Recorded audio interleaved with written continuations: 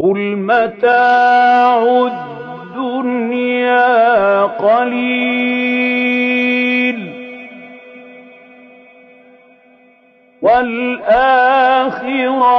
خَيْرٌ لِّمَنِ اتَّقَىٰ وَلَا تُظْلَمُونَ فَتِيلًا